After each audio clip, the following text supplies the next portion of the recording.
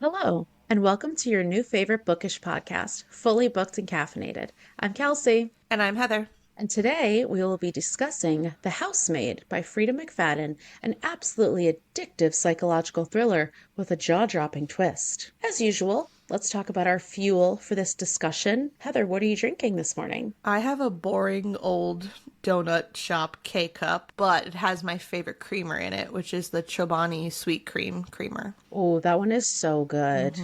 I It's know. like just the perfect amount of creaminess. It's like I don't know sweet. why you're knocking on a donut K-cup I with know. sweet cream. Is it I because was, you're jealous because you can see my yes. Yeah. gigantic venti Starbucks and I have a very obnoxious tie-dye Java sock on it? I love Java socks so much. Java I mean, socks should normally, totally sponsor us because then I would just get free ooh, Java socks. I have so many. because you have 1,000 Java socks. Okay, You but really my mom do. has double the amount that I do. That I believe. That I believe. Usually I pour it into my Yeti so that it Mm, stays cold, but I brought my Java sock with me because I went on my Starbucks walk this morning, my smart. hot girl walk. So I have a venti blonde latte as usual. Today I did toffee nut syrup and brown sugar syrup. Yum. But for some reason, the venti is not sweet enough with just the pumps. Like, so I had to put a packet of stevia too. It's Oh. like the grande has the perfect ratios for me. The venti needs extra pumps. That's interesting. Yeah, because they said usually there's 6 pumps. I put 7. It still wasn't sweet enough. Maybe it was barista error. That's true. Maybe they were half pumps. Because I didn't actually sometimes, see the pumping. yeah, because sometimes I'll do the same thing. I'll order like something from Dunkin' and I'll get it. And I'm like, are you sure there's caramel in here? Because I don't taste it. Yeah. I'm like, actually, you should have just poured the butter pecan upside down into the cup and just Yeah. topped it off with I think it coffee. all depends. Going to a Dunkin' or a Starbucks, you're playing with fire. It's going to Oh, be, you're always gambling. it's going to be hit or miss. And also, like, I'm gambling with an almost $8 drink. Give me a Exactly. break. So you want it to be good. Yeah. I mean, it is still delicious. That's the good thing Yeah. about a latte is that it's still delicious, whereas an iced coffee can be ruined very An easily. iced coffee can be ruined immediately. There's times that Yeah. I've gotten a coffee from Dunkin' and I look at Eric and I'm just like, this does not taste correct and it tastes just like cream. There's nothing Yeah, else in like here. it's going in the garbage. Anywho, cheers. Cheers. All right. Firstly, Freida McFadden is a #1 Amazon bestselling author. She's also practicing physician specializing in brain injury. Here's a quote from her website bio that I absolutely had to include. Quote, she lives with her family and black cat in a centuries-old 3-story home overlooking the ocean with staircases that creak and moan with each step, and nobody could hear you if you scream. Unless you scream really loudly. Maybe. Oh my God, stop. I love that so much. But doesn't that sound like she would be writing like either witchy books or horror books? Yeah. And she's just out here thriller after thriller after thriller. She like And then blew up still, out of nowhere too. oh, absolutely. And she says, like, I became wildly popular during COVID. She's like, I don't even know how to use TikTok, but I know that a lot of my success is due to TikTok, which is true. Like, every book talker that I follow is obsessed with Freida Yeah. McFadden because all of her thrillers are super twisty, but they're also really easy reads. So it's always on a list of recommendations. But it's also crazy that she's still a part-time physician Yeah, I know. I while saw writing. that. Yeah, I think when I was going to put I forget how I saw what she did, but I realized that she just kind of writes like for fun, more or less, and that she has like an And she actual has 2 job. kids. Yeah. Yeah. So she self-published her first novel on Amazon, and the e-versions of all her books are exclusive to Amazon, but she now has a digital publisher to help her because she has so many more books. Like we said, a lot of her success is because of TikTok and just because of how viral she went during COVID. In a podcast episode, she's been on a couple podcasts. She says that she writes in first person and she writes conversationally. So a lot of her writing she actually dictates Oh. so that it comes off as more conversational. And she said she does this so that people can see themselves in the characters. So she said in Housemaid, she compares it to having a shitty boss. Like everyone has had a shitty boss that they can remember and relate to, which personally I would say is a little bit of a stretch. Like, I did not relate to a single character in this book, No. luckily. But I guess I get what she's saying. Mm-hmm. So, The Housemaid was published in 2022. It's one of the domestic thrillers that you automatically recommend when people are looking for a twisty psychological thriller. It's like Silent Patient level, but better in my personal opinion. Before we even get into it, let's acknowledge the fact that this is not the most original story. It's a pretty familiar trope that we've seen done many times before, but obviously there's something about the way Freida McFadden does it that's better than others, because this book has 425,000 ratings and a Holy shit. 4.36 on Goodreads. Oh my God. That's a lot. That is a lot. And it came out in 2022. Like, Well, I that's mean, a lot. I had planned on reading this eventually because people on Bookstagram, even when I first joined, like people are always just constantly posting about her books. And I'm like, who is this person? Because even when you look at her book covers, now that I understand she's mainly digital, I understand they're not as like fancy as other book Yeah. covers. They're very generic. And she did say that because she was making her own book covers Yeah. because she was self-publishing. So that's a really good point. I know, and so I was wondering why she was so popular, and I had never heard of her before. And then I read the book and I'm like, okay, I get it. I get the hype. Yeah. And apparently all of her books are this same way. I would say Housemaid is the most popular, Yeah. but all of her books are this same way where you're just constantly trying to guess the ending and you can't do it. Or if you do it, it's like you can never understand how she gets there. Yeah. So here's our Goodreads summary. Welcome to the family, Nina Winchester says as I shake her elegant manicured hand. I smile politely, gazing around the marble hallway. Working here is my last chance to start fresh. I can pretend to be whoever I like, but I'll soon learn that the Winchesters' secrets are far more dangerous than my own. Every day I clean the Winchesters' beautiful house top to bottom. I collect their daughter from school and I cook a delicious meal for the whole family before heading up to eat alone in my tiny room on the top floor. I try to ignore how Nina makes a mess just to watch me clean it up, how she tells strange lies about her own daughter, and how her husband Andrew seems more broken every day. But as I look into Andrew's handsome brown eyes, so full of pain, it's hard not to imagine what it would be like to live Nina's life. The walk-in closet, the fancy car, the perfect husband. I only try on one of Nina's pristine white dresses once, just to see what it's like, but she soon finds out, and by the time I realize my attic bedroom door only locks from the outside, it's far too late. But I reassure myself, the Winchesters don't know who I really am. They don't know what I'm capable of. This is interesting because it doesn't read like a normal summary. It reads kind of like a prologue. And also, reading that summary after I read the book, I also feel like it doesn't match up. Right? It's kind of weird. I mean, Yeah. it's definitely only focusing on the first half of the book anyway, or the first part of the book, but it doesn't, like, No, she because- doesn't try on the white dress. No, and that's actually an interesting Kind of summary. a weird summary compared to what and I that's read. the summary everywhere, like Amazon, Goodreads, you know what I mean? So the book starts with a prologue. There's a dead body in the attic and the cops are there. And then the book is separated into 3 parts. So we have our key characters, Nina. At first glance, she's a rich, spoiled housewife who's always extremely put together. And then she kind of starts to transform before our eyes. I would say she unravels. Yes, I think that's agreeable. Then we have Millie, the housekeeper, who comes for an interview and never thinks she could ever get the position. Since it's a live-in position, it pays really well, and she knows that these wealthy people, before letting someone live in their house and take care of their child, they're definitely going to do a background check. And that would be a problem for Millie since she spent the past 10 years in prison for murder. Which you also don't find out until, like, you don't, it's always alluded to. You never know what she did. You just know that it's alluded to that she was in prison for a very long time. Yeah. Every one of Millie's chapters ends with, like, they don't know my past. I don't want this to come out. And then eventually it's like that I was in prison. And you're like, what the hell? And then you don't find out what she was in prison for until much later. Exactly. Then there's Andy, Nina's perfect, handsome husband, who works hard but is always home for dinner and seems hopelessly in love with Nina even as she starts to act out more and more. And then we have Enzo, which, fun fact, Freida says that this is her favorite character in all of her books. Really? Isn't that kind of surprising? Yeah. Because he's not even a main character until the second half of part 2. Yeah, and I wouldn't even consider him a main character. I feel like he's more like a secondary. Yeah, but he's the landscaper who seems to be working on their house every day. He's supposed to be a landscaper for the whole neighborhood, but it seems like he has a 9 to 5 at the Winchester house.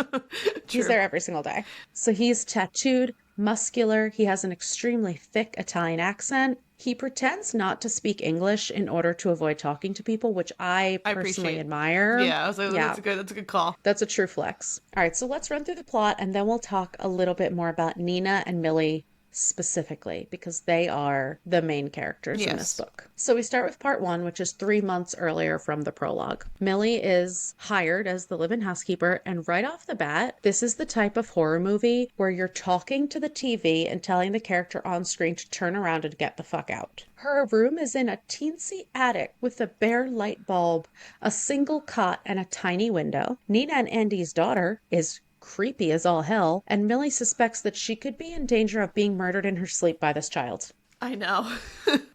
And you just picture it, this little girl running around in like this white lacy dress with demon eyes. Like I it know. sounds like a horror movie. And then more ominous clues start popping up. Enzo is outside and gives her super weird vibes. Millie says, "There's something in his expression that sends a chill down my spine." And then he shakes his head, almost imperceptibly, almost like he's trying to warn me, but he doesn't say a word. Then, next time she sees him, he whispers danger to her in Italian. I know. Okay.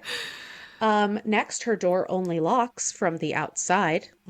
She sees what appear to be scratches on the inside of the door, and the window is painted shut. And she doesn't address these issues enough. She mentions the lock, and like Nina gets weird about it, so she's just like, "Ooh, okay." She mentions the window being painted shut, and it just gets glossed over. So, Heather, which one of these things would be your deal breaker? Definitely the scratches in the wall, because that can only mean one thing. 100% agree. That's personally where I would draw the line. Scratches on the inside of the bedroom door when they have no animals and they are clearly at like human height. But Millie is like a bull being attracted to all of these red flags. Yeah. So 100%. 100%. So we've lost her. So Millie starts work and Nina transforms. She's extremely hot and cold. She's yelling at Millie one second for not doing things she never asked her to do, praising her the next. She openly badmouths her, makes her jump through hoops. She invites her friends over, well, friends in quotes, and then talks so much shit about Millie, and Millie's standing right there. And just has to stand there and be like, "Do you want me to refill your drink?" I know. It was crazy because obviously when you first meet Nina, she seems like this sweet lady that just wants someone to come clean her house. And then when Millie gets there, it's literally like she entered into a horror film. Yeah. And Millie is so trapped because she's already bypassed all the red flags. And she also knows that she's not going to get another job that pays this well. She was living in her car, so she would have nowhere to live. She wasn't even able to get a job at like some burger joint. So a big contention in the house is that Nina and Andrew are trying to have a baby, but find out they can't, and they're devastated about it. The whole neighborhood alludes to Nina being crazy. Not just crazy in the way that she's been to Millie, but like actually Certifiable. exactly. Certifiable. Millie starts hearing a lot of rumors. And finally, someone dishes that Nina was checked into a mental hospital after trying to kill baby Cecilia. Imagine hearing this about your employer. Yeah, I know. And you're just like, okay. Meanwhile, even if you didn't read the book, you know that this one is coming. Millie and Andrew have palpable sexual chemistry, Of course and they Nina do. is insanely jealous every time they're in the same room together. Could have saw It's that one giving coming. Verity. It's giving Verity. It's giving every book where you hire a hot live-in housekeeper. Yeah. So eventually they just keep building and building this sexual chemistry. Things with Nina are getting worse and worse. And then through just a ridiculous series of events, they end up going to a Broadway show together, out to a fancy French restaurant, and then staying in the Plaza Hotel and fucking all night. Yep. Knew that one was coming. I didn't see it coming the way that it came. The Broadway show was really just, he's like, you know what?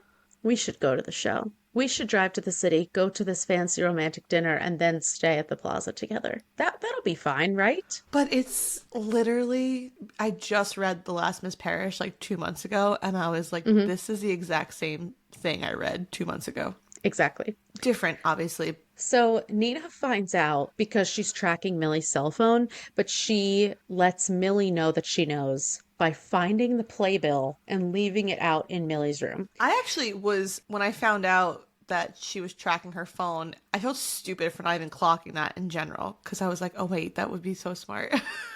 Yeah, like she literally gave her the phone. I know. And then I was like, oh, duh, she's definitely tracking her. Oh, And like, Millie is just like, oh my God, she knows because I didn't leave the trash out and because I didn't throw away the playbill. And I'm like, mm-hmm. seems fishy, right? But Yeah. I didn't think of the tracking of the phone No, either. until like it was brought up later in part one, I was like, oh, duh.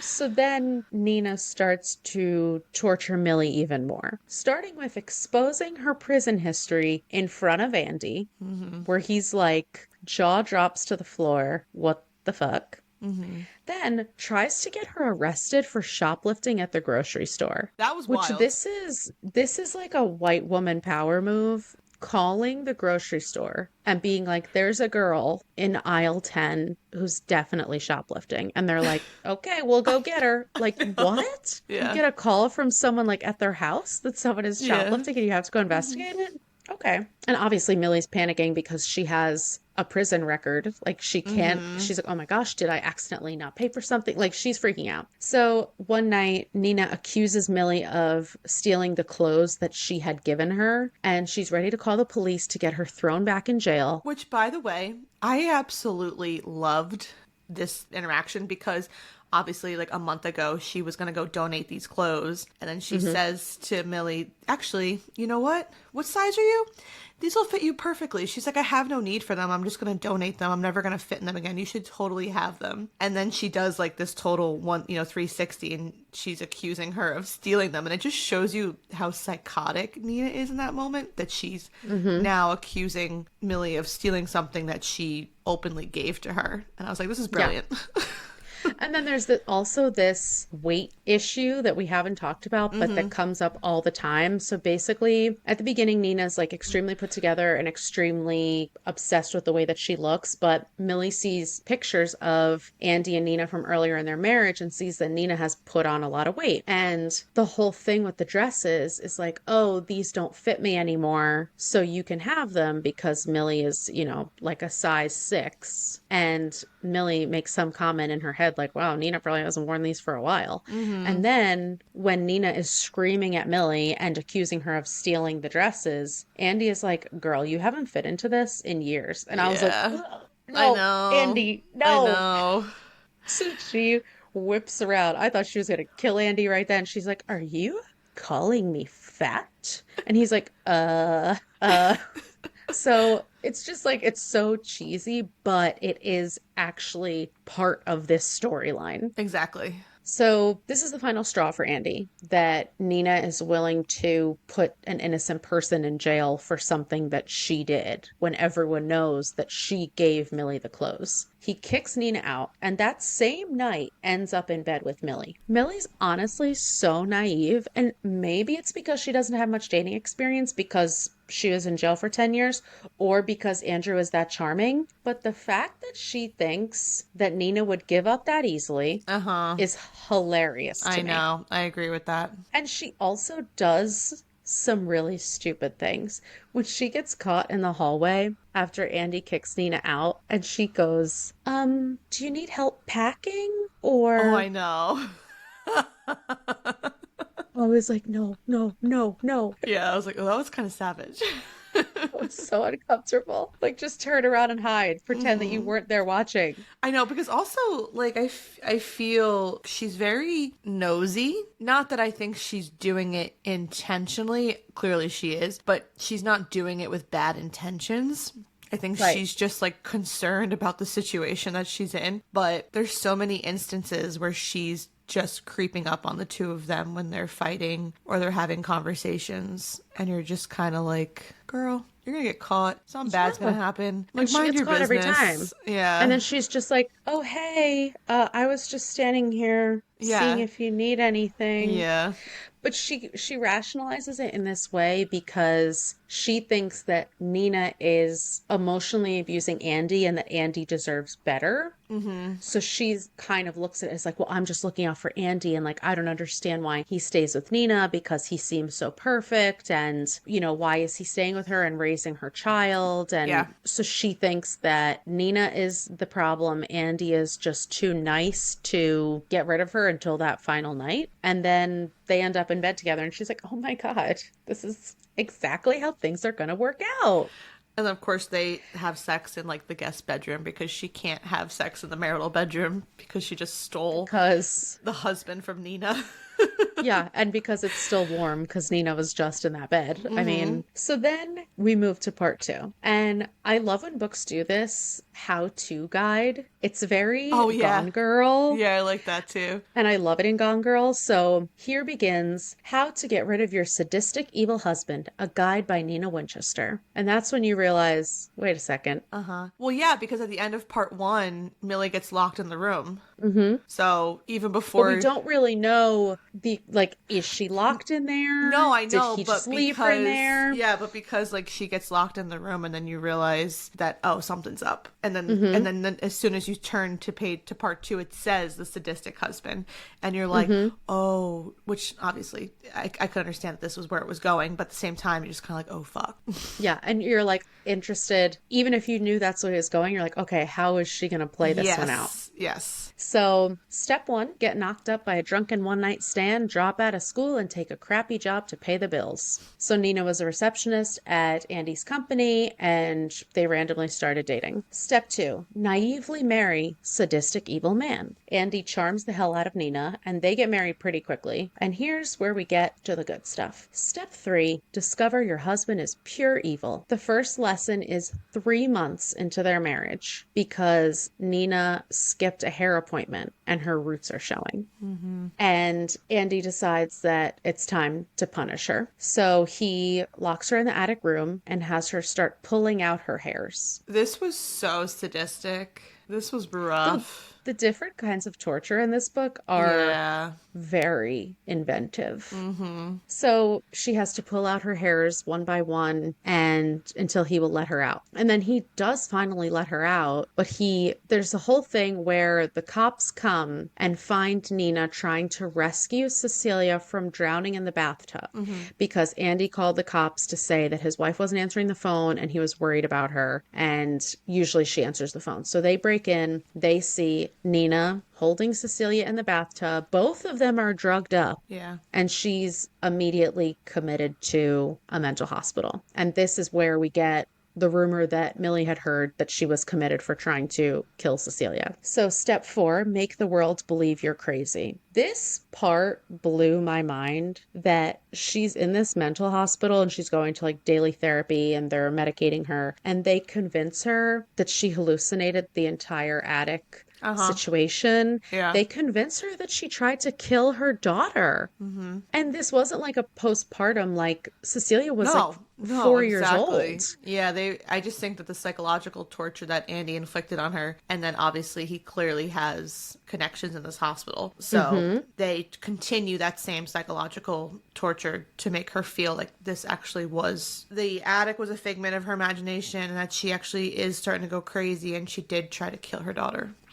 And if you think about it, Andy was this perfect guy. He was willing to take a chance on her, even though they had very different backgrounds, even though she had, she was a single mom with a daughter. He's willing to raise her daughter. He does all these amazing things for her. She thinks that she has the absolute perfect life. And when you actually say the things that he did to her in the attic, like pulling out her hairs one by one, I would probably think I was making it up too. Yeah, but then remember, she was one short and he made her do it all over again. So not only did she do it once, she did it twice. And he leaves her in this room with a blue bucket to relieve herself in, and a mini fridge with 3 mini water bottles. And she's in this room for what, 72 hours? Yeah, because she's like, I'll do it right now. I'll have the hairs for you right now. He's like, I have to go to work, Nina. Are you kidding me? Yeah. So then he just makes her wait, and then he makes her wait another night. And at the end, she's like, I don't even know if he's going to let me out at all. Mm-hmm. And then it turns out that when he let her out, he gave her a glass of water that had the drugs in it. So Yeah. she was drugged and sleeping while he was setting up the stage with Cecilia. And she woke up in perfect timing to save Cecilia from the bathtub, but also for the cops to come and catch them there. Mm-hmm. And then she goes to the mental hospital. So, step 5, find out you're not crazy after all. So, once she gets out, it's a couple months before she goes back up to the attic again. And she's still seeing the therapist, obviously, like you said, who has connections with Andy. And he says, you have to go up to the attic. You have to face your fear. Yeah. You have to admit to yourself that you made it up, and going up there will help you. And Andy, the ever supportive husband, is like, yes, let's go up. I'll go up with you. We'll face this head on. You'll see that it's nothing more than an attic room with papers and storage and whatever. And then he locks her in the attic again. Mm-hmm. And she realizes that she never imagined anything. Yeah. And he shows the control he has over her. No one will ever believe anything that she says because of her stay in the mental hospital. And because she admitted that she did do the things that he framed her to do. Exactly. Because she thought that she did it. Yeah, her mental stability is already in question. So if she tries to bring this up again, it's just going to look like she's creating problems. Mm-hmm. And he shows that he can easily hurt Cecilia at any time. Yeah. So he says to her, quote, "This is for you, Nina. Look at the horrible choices you made in your life before I came along. I'm just trying to teach you how to be a better person." End quote. The worst. Okay. Step 6, try to live with it. So Nina gets used to the abuse. She starts to figure out what will set him off. She knows that every time she does go up into the attic, eventually he will let her out. And it's very random when she's going to be in there. Sometimes she won't go in for a month. Sometimes it'll be longer, less time, whatever. But she also knows that he's never, to her knowledge, hurt Cecilia while she's been locked in the attic. So she just kind of goes with it. And she's like, okay, this is my life now. I don't know what else to do. I can't get away from him. Mm-hmm. Then step 7, try to escape, because she randomly confesses to Enzo in the yard that she's being abused because she thinks that he doesn't speak English. I know. And he's like, girl, what? What was that you said? And she's like, wait, what? But I didn't say anything. Mm-hmm. And he's like, I know everything you just said. So then he decides to help. Enzo is gonna be the knight in shining armor and get her the fuck out of there. Yes. So she confesses the whole thing. They start plotting her escape plan. Of course, Andy finds out. He finds her fake ID, her passport, her money, etc. So everything that they've been planning for doesn't work. So they go to plan B. Quote from Nina. "And then the idea hits me. It's so beautifully simple." End quote. Step 8. Find a replacement. Yeah. Which is an interesting choice because it almost makes you question. I mean, I can understand, obviously, this woman has been going through so much torture for the past, 6 years or whatever, however old Cecilia is. Mm-hmm. And so she's just done. She can't do it anymore. So it's almost sadistic in that own way that she's going to just make some other poor girl have to go through what she went through. Mm-hmm. And Enzo kind of guilt trips her about that a lot. Understandably. But then we find out that that's not actually her plan at all. Yeah. So here's where we move away from the trope that's been done before to something truly magical, because Nina doesn't just find a replacement, she finds someone capable of killing Andy. Yes. So, quote from Nina, "And here's the truth. I initially wanted to hire a maid in hopes that she would become my replacement, that if Andrew fell in love with another woman, he would finally let me go. But that's not why I hired Millie. That's not why I gave her a copy of A Key to the Room. And that's not why I left a bottle of pepper spray in the blue bucket in the closet. I hired her to kill him. She just doesn't know it." End quote. It's like a sleeper agent. It just, wow. She got a lot of time to think up there in that attic and to plan this all out. So impressive. Yeah. So now we move to part 3 and we find out why Nina picked Millie, because Millie has not only this prison record that we find out about, but she has a string of violent outbursts in her past. So she pushed a boy off the monkey bars and broke his arm. She slashed a math teacher's tires. We find out that he told her she'd fail unless she let him feel her up. She beats a guy to death with a paperweight for raping her friend, and that's what she goes to prison for. And her friend doesn't acknowledge that Millie was protecting her. So no one is on her side. No one takes up for her. No one admits that her friend was being assaulted, and that's why Millie did what she did. Yeah, she's very much alone. She punches a guy at her bartending job, the first job that she got when she got out of prison, for grabbing her ass every day. And every time she's the villain, even though she's provoked, because her credibility is so worn away and so non-existent that no one is ever going to listen to anything that she says, even before the prison sentence, but especially after. Why would her boss at her bartending job believe her when she gives this reason for punching this guy in the face? And even if he did believe her, he's not going to create waves and accuse the guy. He's just going to get rid of her and wipe his hands of the whole thing. Yeah, easier solution for him. Yeah. And Nina knows that Millie's going to do the same thing when she's provoked by Andrew. So she leaves her a little help, the pepper spray, the key, and Millie delivers. So like we said at the end of part 1, she was trapped in the attic. But she didn't know why. Yeah. Yeah, and she didn't know if she was actually trapped or if it was like an accident. She's like, this is so weird. Why hasn't Andy come up to check on me yet? So he does, and he tells her that he has to teach her a lesson for leaving his books out on the table and not cleaning up after herself. Psychotic man. Yes. So she does a switcheroo when he finally goes to let her out. She pepper sprays his ass, steals his phone to be able to see the hidden cameras, which, like, here's a little secret they've been keeping, that there's hidden cameras in this attic room, and locks him in the prison of his own making. Once again, Millie is not the smartest person in the world because she doesn't fully think through a plan. She's just going with it. She's like, yeah, exactly. 1 minute after Winging the it. next. Yeah. She's like, I'm just going to see how this goes and we'll take it from there. So she returns the favor of the balancing books, which he made her do, but this time she makes him balance the books on his dick. Which, applause. Round of applause. 1000% for 3 hours. Then she says, oh my gosh, you must have misheard me. I said 5 hours. And she can see him through the camera, like just visibly losing his shit. Yep. And he's, I mean, welcome to the evil that you created, buddy. Taste your own medicine. Exactly. Then she forces him to pull out his teeth with pliers. I'm not sure what the point of this lesson was. I think it was just for funsies. I think that she was losing her mind as well in this situation, and it was probably just something that popped into her head, and she's like, okay, now pull your teeth out because I don't know what else to have you do. I was also like, you just gave him a weapon in there? Don't you think that I don't know, I'd be nervous about the pliers. Yeah, could those somehow be used Mm-hmm. to get him out of there? And she just leaves him there, and he dies of dehydration after, we don't know exactly how long it takes him to die, but he's in there for like 5 days, I think. Yeah. Because Enzo doesn't know what's going on inside, but he calls up Nina and he's like, you got to get your ass back here because the attic light is on and no one has left this house for days. And Nina is like, no, I was so I'm close finally to free. escaping. No. So she comes back and she finds her husband shriveled up like a little raisin, missing teeth, covered in blood, covered in bruises. And she's like, damn, I didn't know you were actually going to do it. She's not sad, which I don't blame her.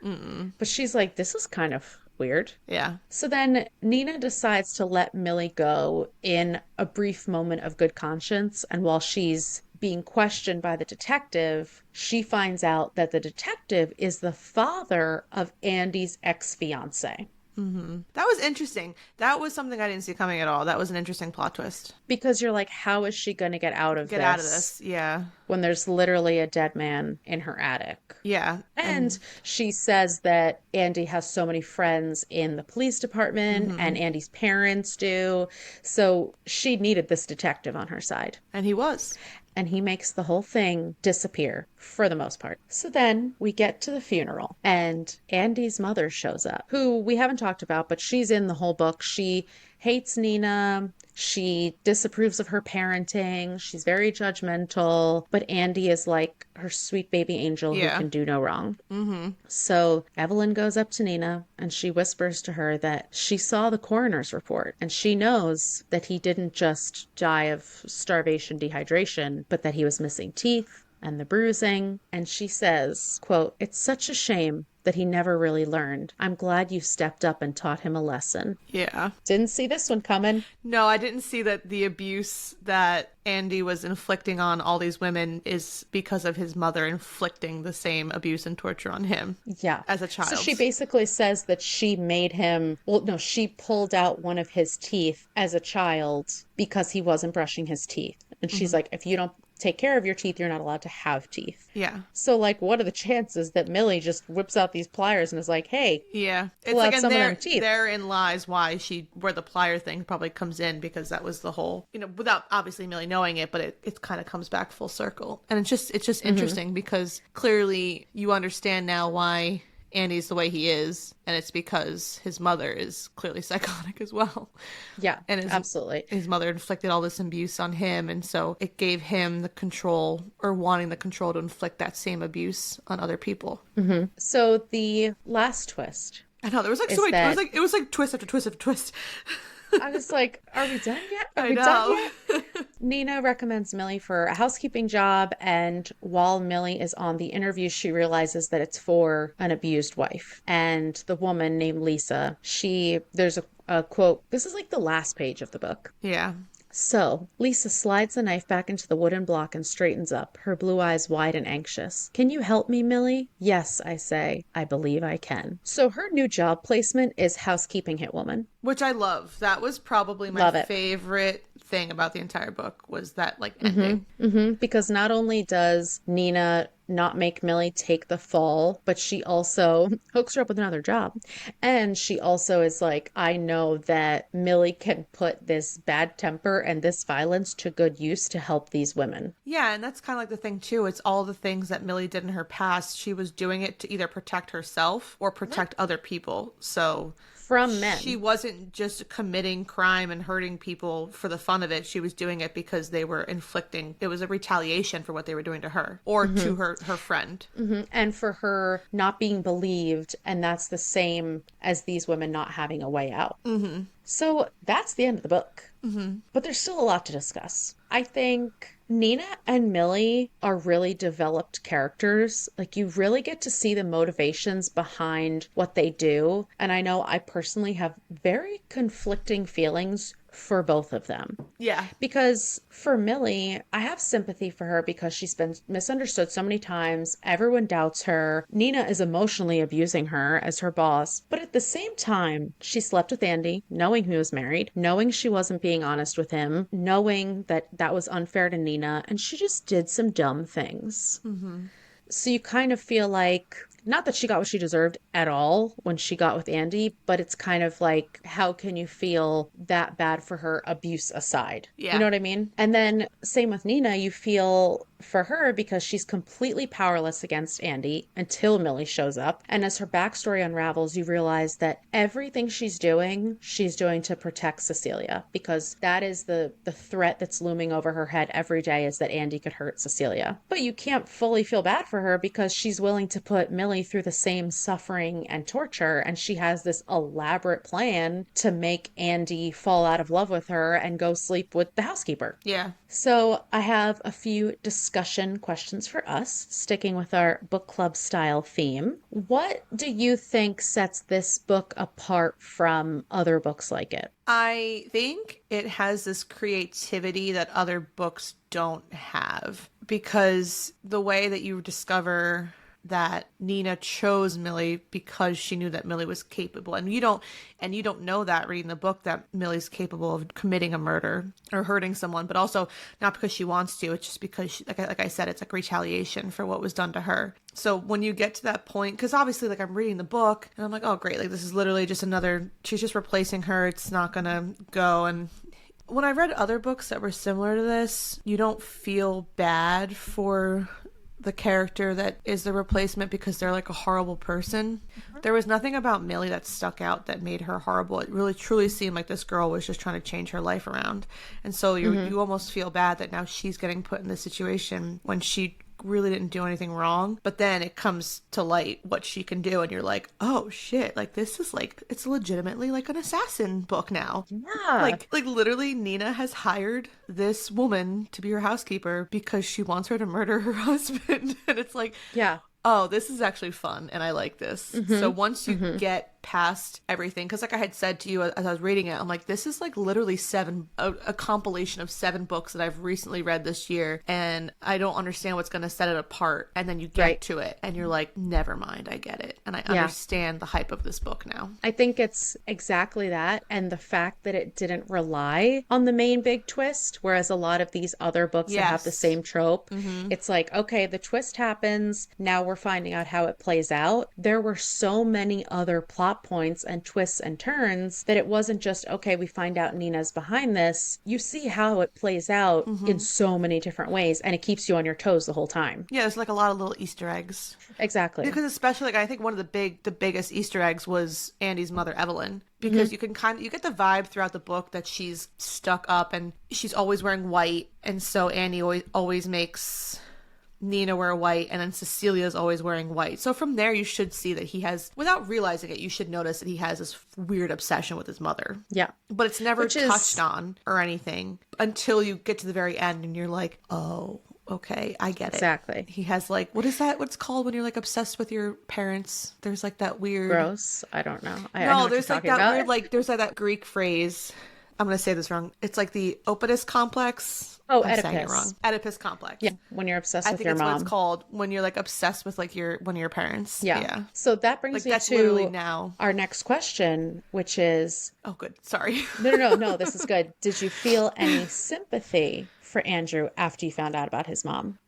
No, because he could have broken the cycle. And he chose not to. And instead, he's inflicting all this emotional, psychological torture on these poor women who don't deserve it. Yes. And the gut reaction is to say, yes, because violence can breed violence. But I agree, no, because this is just another rich white man who thinks that he can control every person around him. He thinks he's God. He thinks he needs to teach all of these women lessons, that it's his job to correct them. And so that's not just violence passed down from his mom. It's entitlement. It's inflated self-importance. So I don't have any sympathy for that. Like you said, he could have broken the cycle and he could have completely cut himself off from his parents, because it's not like he was relying on them for money. Like, he did become independently wealthy from them. So it just doesn't track. Yeah. Did you feel sympathy for Millie when she first gets locked in the room? Yes, because you don't, again, at that point you realize that, oh shit, this is going to take a turn, and it's not a good turn. And she's just so naive. Baby girl. She's like, oh, I get it. We just had sex up here and this cot is very uncomfortable, so I'm sure he left to go sleep in the bed, and I probably just looked so peaceful sleeping here. He didn't want to wake me, and he shut the door and it accidentally locked and he didn't know. And oh, my phone that was charging in here is now mysteriously gone, but I probably just left it downstairs. Like, she's giving all these excuses for things because she does not know the extent of what Andy's capable of, because clearly he hides it very fucking well. And so she's just thinking that, oh, he just accidentally made a mistake. And then when he does come home, she realizes that, oh no, I am now in a sadistic Saw movie. Yes, because this is not the first place that your brain would jump to. So I understand her rationalizing it, but you thought this rich man kicked out his wife of like 10 years and immediately is promoting you from live-in housekeeper to live-in girlfriend. Yeah, I know. Honey. That is obviously, but again, I can understand that from Millie's point of view too, because she's had such a shitty fucking life. And things are actually going in a direction that seem too good to be true. So you can't blame her for reveling in it, because she's been daydreaming about this life with Andrew and now she actually has it. Yeah. So it's kind of like, oh, maybe things are actually finally turning around for me. Maybe I am getting the life that I deserve. And we talked about her not. Exactly. Yeah. We talked about her naivete. Naivete. See, both Wow. of us still. That sounds way too fancy. Okay, we talked about how naive she is because she was in prison for her formative years where you would be dating around. And exactly. So it's like everything does seem like this dream come true. And like you said, she's had all of this bad luck. It's like, is my luck finally turning for me? Am I really going to get this successful, beautiful man who treats his wife like gold in theory, and now he's mine? Of course she's going to be on board. Which, by the way, just back it up for like literally 5 seconds. I thought it was very funny when she tried to put the moves on Enzo, and Enzo was like, no, no, no, no, no, no, do not want to bang you. She's like, it'll be fine because he doesn't speak English. So it'll just be like, we'll just have a crazy sexual experience, and then we'll go on our way. And it did not pan out at all how she had hoped, and it was so embarrassing. So humiliating. But also I loved it. Yeah, yeah. Yeah. And then you find out that he does speak English the entire time. And I she's know. like, oh my God, oh my God. Like, that's mortifying. So, what was the most surprising part of the book for you? Surprising part? Mm-hmm. Probably the reveal that Andy's damage was from his fucking mother. Mm-hmm. That's a good one, man. I didn't really see that coming at all. Like, I knew, like, obviously his mother was the stuck-up person that he clearly... Because then it's, like, the same thing. You don't even put two and two together that he has this obsession with his mother until that moment, and then you reflect back on the book and like I said, all like the little Easter eggs, and you're like, oh, like this is the you see it in a different lens because of his mom, and because the mom's not, it's very similar like Flicker in the Dark. The character isn't that big of a character, but it's the biggest character of the book. Right. And she's always there. Her presence is always there, but it's always an afterthought, like, oh, this is another part of my life with Andy, that his mom hates me, and that his mom is watching Cecilia whenever Nina's locked in the attic. So she's always being mentioned, but never a main character. And then it turns out that she's the catalyst for all of this. Yes, exactly. 100%. I would say that was definitely, I thought that was the best part of it, but the best part of the book. I think the most surprising part for me was Andrew actually dying. The whole time after she outsmarts him and gets out of the room, you're kind of dreading like what happens next. She can't let him out. But is she really going to let him die in there? I know. And this part of the book for me was actually a letdown in a sense that it just kind of happens and you don't know why or how it happens. Because the last thing that you see is her giving him the pliers and saying, pull out a tooth. And then that's it. That's the last interaction you get of Millie and Andy. So you don't even know the extent of other torture she inflicted on him. And then Nina shows up and they're like, oh, he's dead. So what you're saying is you wanted more torture. Oh yeah, absolutely. I wanted some kind of resolution of him dying, and I didn't really get that, which, it doesn't change the book for me. I still enjoyed the book, but it was one part of the book that bothered me, was that there wasn't any finality to his death. It was just kind of like, oh, he's dead, the end. And you're like, oh, but wait, that part of the book was just kind of like, it felt rushed. Yeah, I think that all of the time spent on the relationship with Enzo could have been spent here with developing the story. That was another thing that I didn't like, because initially Nina's like, oh, because Enzo's sister was in an abusive relationship and he didn't get a chance to take care of it and his sister got killed or whatever it was. And so she's like, oh, well, he only thinks of me as a sister. There's no sexual tension there whatsoever. And then she escapes and they fuck. And you're just like, wait, you told me 7 pages ago that this was not sexual. And now you're banging. And Enzo's like, oh yeah, like I've been attracted to you since the first day I saw you. And I'm like, no. I'm like, we don't need this. Get this out of here again. It's like the same thing. There's this fucking sex scene. And I'm just like, no, it's stupid. I don't need this. I agree. Don't need this in this book. That was another thing that I didn't love. I was like, this is stupid.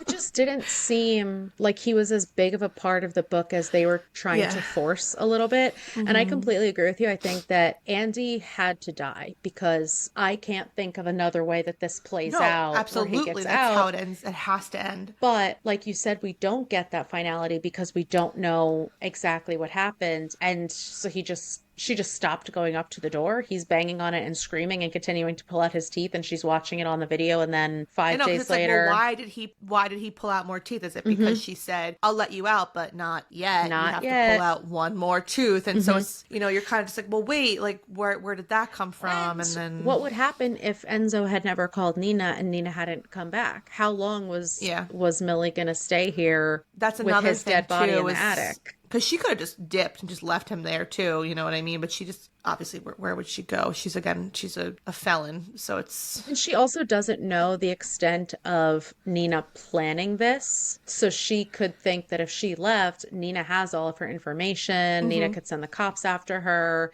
Yep. So that part I do understand why she didn't Yeah, because leave. she didn't realize that this was all part of Nina's plan, that Nina was Exactly. actually on her side until Nina comes back and she's like, everything, it's kind of like, listen, like, I went a little psychotic, but I Like, had hee my hee hee reasons hee. for it, and you did what I needed to do, and now I'm going to take that guilt off of you, and I'm going to take the blame. Which I thought Another was thing. Go that ahead. was a big power move for Nina to be like, because then she finally gets her daughter back because she felt she was so in fear of her daughter's life, of what Andy would do to her if she didn't do what she needed to do. So her relationship with Cecilia was kind of tainted. Yes. And now she's just like, all right, well, Enzo, just take care of my daughter if anything happens. Like, Yeah. I'm just gonna take the blame for this, which, you got to give her credit for. Yeah. Because she didn't need to do that. I think that's a big part of Enzo's role in this book also, is to give her that moral conscience, because he is Yeah. the one who keeps telling her, you can't leave Millie. You can't let, like, how horrible it was. You can't let her go through the same torture that you went Yeah. through. So I think he Mm-hmm. does play that role. And Nina also recognizes Millie will immediately go back to prison, no questions asked. But maybe I have a chance. I have money. I have privilege. Maybe I'll just go to a mental institution for a little while and then Yeah. they'll let me out. Like, Exactly. she Mm-hmm. she fully thinks things through. And even though she says to Millie, get the hell out of here before I change my mind, she's thought through every single aspect of this plan. She has. She's a very smart woman. Yes, absolutely. So here is my last and most important question. If you had to bet on one in a fight, who are you taking, Millie or Nina? Probably Millie, because Millie's definitely a little psychotic. In her own way, because she definitely, I think she blacks out and she just like, Yeah. she has like an inner rage issue that's never been addressed. She beat that guy to death with a paperweight. She did, and she slashed her teacher's, which was obviously well deserved. The teacher's tires getting slashed, but her retaliation is just pure violence. Yeah, it's like instinctive instead of thinking things through. For that Yeah. reason, I'm picking Nina 100%. She actually thinks her plans through instead of accidentally but on purpose torturing a guy to death. And she also has close to zero remorse. So that savagery is what I'm betting on. Yeah. Yeah, they're both pretty. They're Because both Millie pretty. does feel bad afterwards. She's like, how am I going to live with this? And Nina is like, bye, bitch. Nah, fuck this. Thank God he's gone. Okay, anything else, or should we get to the rating? There was one part of the book that I didn't understand, Okay. and it was why Cecilia treated Millie like shit. Cecilia was an asshole. Like, she just was always a dick to Millie, and Cecilia's character was, again, another secondary character, and I don't know if the point of it was just to give more ammunition to Millie feeling bad for Andy. Yeah. You know what I mean? Because That it this wasn't girl like was kinda his daughter. Yeah, and then she doesn't understand why she's wearing these weird ass clothes all the time, because she doesn't realize that's actually Andy making her wear them. I just didn't get why. And also, I thought it was crazy that Cecilia actually was allergic to peanut butter, and that when Andy told Millie, oh no, she's not actually allergic to peanut butter, but she was, that Andy was keeping it in the house as a torture mechanism for Nina. It's just like, it all like, yeah. I know that was like another. Andy is literally the most sadistic character I've ever read about. But I was like, I just don't get why she's being so mean to Millie. It's not like Millie was hired to take care of Cecilia specifically, or that there was anything she did, or that this is because Cecilia's a bad child, she needs like a caregiver. It's not even any of that. It was just, I didn't get it. That was just one part of the book I didn't get. Yeah, I think that Cecilia is another character that wasn't developed enough, or the underlying issue is that she's bratty because all of this chaos is going on around her, and she does have some type of recognition that when she does something bad, her mom's getting punished. Yeah, there's an inkling, Yeah, but it's also, her presence was 100% necessary because that was the only thing keeping Nina in the marriage. Yeah. But it just felt like it wasn't written in as part of the story. Like the idea of her was. You know what I mean? Mm-hmm. So I agree with you. I think that that part is a little weird. Like, why couldn't you just be nice? Someone is finally here being nice to you. Why couldn't you be I nice know, and back? I was just like, all right. I just that was just probably the one part of the book that I was kind of like, there was again no resolution on that or recognition of why it was occurring. So I was like, okay, this was Hmm. Okay, so today our rating scale is mini water bottles. We do talk oh about hydration a lot on this yeah, podcast, so it seems fitting. that's so Um, funny. I like that a lot. I give this book 4.5 mini water bottles. I don't know. For me, that would not even last a day trapped in the attic. I drink a No, lot of water. it Um, wouldn't last you the morning that wouldn't last me this recording. of a normal Uh, day. I mean, yes, the trope is familiar, but I still never could have seen the individual events that took place Mm-hmm. coming, the Mm-hmm. means of torture, the mom twist. I couldn't have written Yeah, that.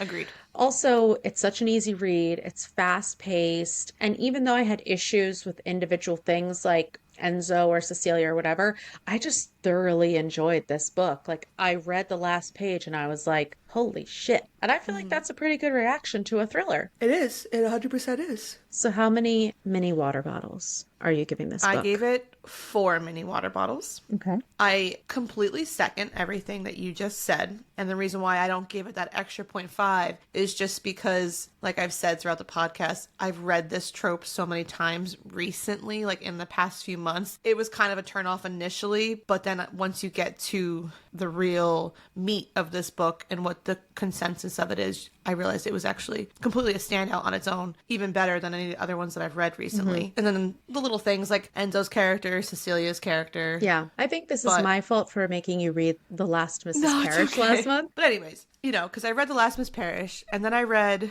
The Death of Mrs. Westaway by Ruth Ware, where she was also in a small room that had a lock on the outside with a painted shut window. And then once you get to the plot twist of how sadistic this husband was, I'm like, oh, now it's Behind Closed Doors. Yep. By Yep. B.A. Paris. And I'm just like, there's just so many different books interspersed in this book. But like I said, this is actually a pretty cool feminist novel. Yes. Because it kicks ass when you get to what the real plot is. Yeah, I feel like this is a more current take on all of those Yeah. tropes because the ones that you mentioned, plus it does give Verity Yes, vibes. it does. I actually didn't even think of Verity. That's a good one that you said. I didn't even think that about Verity for this. And then Gone Girl with the whole how-to guide by Nina. Yep. There's also another one that I read, The Wife Upstairs by Rachel Hawkins, which is I haven't read that one that yet. one's good. It's obviously I don't think it's as good as this one, but it's a Last Mrs. Parrish level. It's same idea, same trope, same, down on her luck woman seduces the man of the house and then the wife has some secrets. And then obviously this book has a sequel, The Housemaid's Secret. Yes. Is it based on Millie?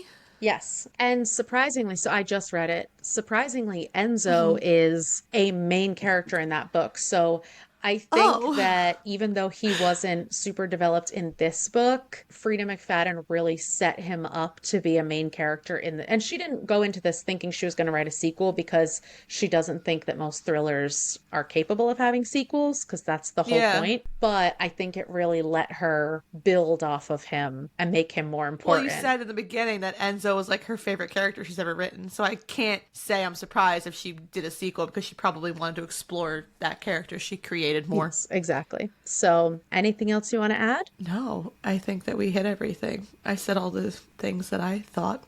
Just as a lesson to our readers, remember if it seems too good to be true, it probably is too good to be true. Okay? Probably is too. That's all we have for you today. If you like what you heard, please make sure to follow, subscribe, and rate and review the podcast on whatever platform. It will really help us out a lot. If you have any book recommendations, questions for us, you want to discuss this book further with us, you can email us at fullybookedcalfpod@gmail.com. Also, be sure to follow us on TikTok and Instagram at fullybookedcalfpod to see our upcoming reads and little recaps of our episodes. Thanks for checking us out, and remember, If you need us, we're fully booked. bye! Bye.